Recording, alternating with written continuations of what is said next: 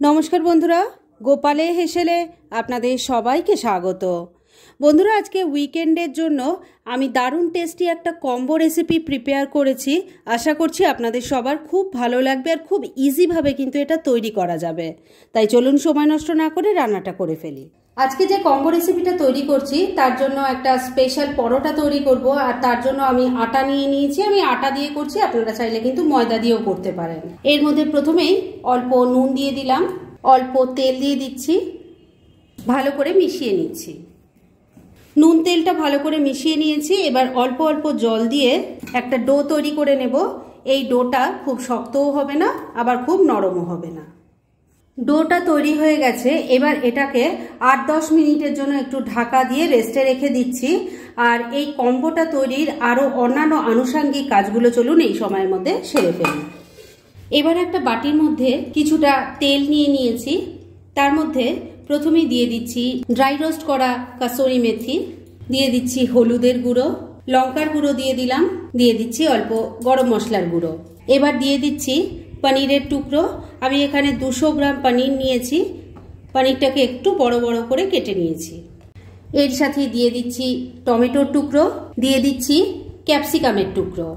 এবার সবকিছু মশলা দিয়ে খুব ভালো করে মাখিয়ে নিচ্ছি। সমস্ত কিছু মশলা দিয়ে খুব ভালো করে মাখিয়ে নিয়েছি। এবার ম্যারিনেট করা এই পনিরের বাটিটাকে আমি কিছুক্ষণের জন্য এক সাইডে রেখে দিচ্ছি।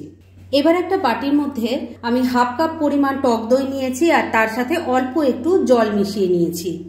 এর মধ্যে দিয়ে দিচ্ছি অল্প হলুদের গুঁড়ো, অল্প কাশ্মীরি মির্চ পাউডার দিয়ে দিলাম, দিয়ে দিচ্ছি অল্প গোলমরিচের গুঁড়ো। এবার দিয়ে দিচ্ছি 2 চামচ বেসন। ভালো করে সবকিছু মিশিয়ে নিচ্ছি। বন্ধুরা, আপনারা আমার রেসিপি দেখার সাথে সাথে আমার ফেসবুক পেজ গোপালের হেসেল, তাতেও ভিজিট করতে পারেন। ডেসক্রিপশন বক্সে লিংক দেওয়া আছে। সবকিছু ভালো করে মিশিয়ে নিয়ে মশলাটা রেডি করে নিয়েছি। এবার এই বাটিটাকেও কিছুক্ষণের জন্য এক সাইডে রেখে দিচ্ছি।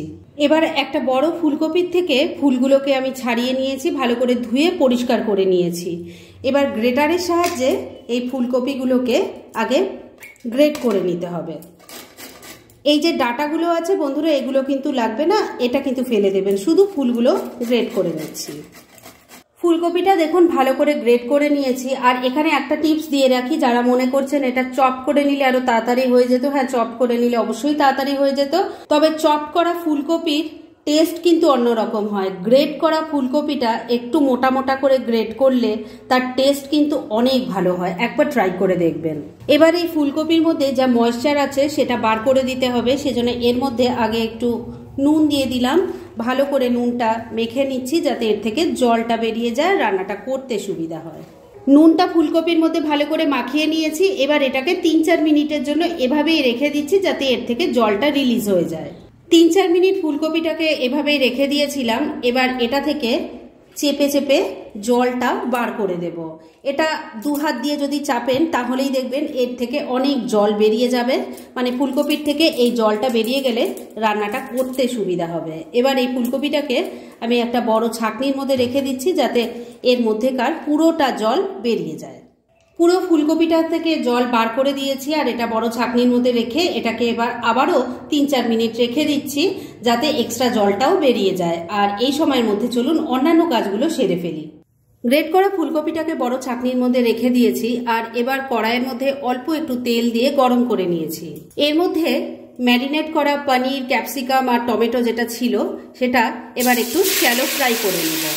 মিডিয়াম ফ্লেমে রেখে সবকিছুকে একটু হালকা শ্যালো ফ্রাই করে তুলে নেব।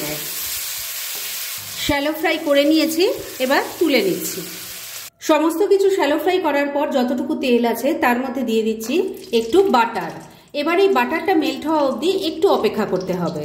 বাটারটা মেল্ট হয়ে গেছে। এবার এর মধ্যে দিয়ে দিচ্ছি অল্প গোটা জিরে, দিয়ে দিচ্ছি অল্প একটু মৌরি। ফোড়নটাকে একটু ভাজা ভাজা করে নিচ্ছি। এবার এর মধ্যে দিয়ে দিচ্ছি আদা আর কাঁচা লঙ্কা বাটা। এটাকেও মিশিয়ে একটু কষিয়ে নিচ্ছি। মশলাটা একটু কষিয়ে নিয়েছি। এবার এর মধ্যে দিয়ে দেব টক দই, বেসন আর গুঁড়ো মশলা দিয়ে যে মশলাটা তৈরি করে রেখেছিলাম সেই মশলাটা। এর সাথে দিয়ে দিচ্ছি কাজু বাদামের পেস্ট। আমি 10-12টা কাজু বাদাম অল্প একটু জল দিয়ে বেটে সেটা দিয়ে দিলাম। এবার সবকিছু ভালো করে মিশিয়ে নিয়ে মশলাটাকে খুব ভালো করে কষিয়ে নিতে হবে। সমস্ত কিছু মিশিয়ে নিয়ে মিনিট 2 সময় নিয়ে মশলাটাকে কষিয়ে নিয়েছি। এবার এর মধ্যে অল্প জল দিয়ে দিচ্ছি। মিক্সির জারটায় অনেকটা মশলা লেগেছিল, তার মধ্যে অল্প জল নিয়ে দিয়ে দিলাম। ভালো করে মিশিয়ে নিচ্ছি। গ্রেভির জন্য জলটাকেও ভালো করে মিশিয়ে নিলাম। এবার ভেজে রাখা পনির আর সবজি দিয়ে দিলাম, মিশিয়ে নিচ্ছি। এবার সবশেষে এর মধ্যে দিয়ে দিচ্ছি স্বাদ মতো নুন, অল্প একটু চিনিও দিয়ে দিলাম, মিশিয়ে নিচ্ছি। সবকিছু ভালো করে মেশানো হয়ে গেছে। এবার ফ্লেমটাকে মিডিয়ামে রেখেছি। এই ফ্লেমেই 2-3 মিনিট রান্না করে নিচ্ছি। মিনিট 3 রান্নাটা করে নিয়েছি। এবার কিন্তু রান্না মোটামুটি রেডি। আর আমি একবার নুন মিষ্টিটাও চেক করে নিয়েছিলাম, আপনারাও দরকার হলে সেটা করে নেবেন। এবার শুধু শেষ পর্যায়ে একটু ধনে পাতা কুচি দিয়ে দিলাম। ধনে পাতা কুচিটা ভালো করে মিশিয়ে নিয়েছি। পনিরের রান্নাটা কিন্তু এখন একদম রেডি হয়ে গেছে। গ্যাসটা বন্ধ করে দিলাম। তবে এটাকে এখন আপাতত আমি ঢাকা দিয়ে রেখে দিচ্ছি, কেননা পরোটাগুলো তৈরি করব আর তারপর দুটো একসাথে সার্ভ করে আপনাদের দেখাচ্ছি। পনির ক্যাপসিকামের তরকারিটা তো রেডি হয়ে গেছে। এবার পরোটা তৈরি করব, সেজন্য কড়াইয়ের মধ্যে অল্প তেল দিয়ে গরম করে নিয়েছি। এর মধ্যে দিয়ে দিলাম অল্প একটু গোটা জিরে, দিয়ে দিচ্ছি অল্প হিং। এবার এর মধ্যে দিয়ে দিচ্ছি আদা কাঁচা লঙ্কার পেস্ট 1 চামচ। এর মধ্যে স্বাদ মতো নুনটাও দিয়ে দিলাম। দিয়ে দিচ্ছি অল্প হলুদের গুঁড়ো, অল্প একটু লাল লঙ্কার গুঁড়ো দিয়ে দিলাম। এবার মশলাটাকে ভাজা ভাজা করে নিচ্ছি। মিনিট 2 সময় নিয়ে মশলাটাকে একটু ভাজা ভাজা করে নিয়েছি। এবার গ্রেট করা ফুলকপিটা এর মধ্যে দিয়ে দিচ্ছি। ফুলকপিটাকে একটু ভাজা ভাজা করে নিচ্ছি। আর এই সময় ফ্লেমটাকে কিন্তু আমি মিডিয়ামে করে দিয়েছি। 2-3 মিনিট সময় নিয়ে মিডিয়াম ফ্লেমে ফুলকপিটাকে ভাজা ভাজা করে নিয়েছি। এটা কিন্তু এখন একদম রেডি হয়ে গেছে। তবে শেষ পর্যায়ে এর মধ্যেও একটু ধনে পাতা কুচি দিয়ে দিলাম, মিশিয়ে নিচ্ছি।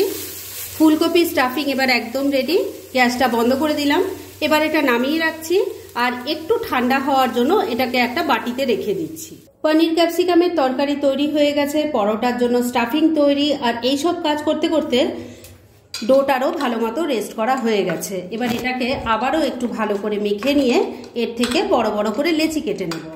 ডোটা আবারও একবার ভালো করে মেখে নিয়ে তার থেকে বড় বড় করে লেচি কেটে নিয়েছি। এবার একটা লেচি বেলে নিচ্ছি। একটা পরোটা বেলা হয়ে গেছে। এবার যে স্টাফিংটা তৈরি করলাম সেটা এর মাঝখানে দিয়ে দিচ্ছি। স্টাফিংটা একটু বেশি পরিমাণে দিলে খেতে কিন্তু খুব ভালো লাগবে। এবার পরোটার ভাঁজ করে নিচ্ছি।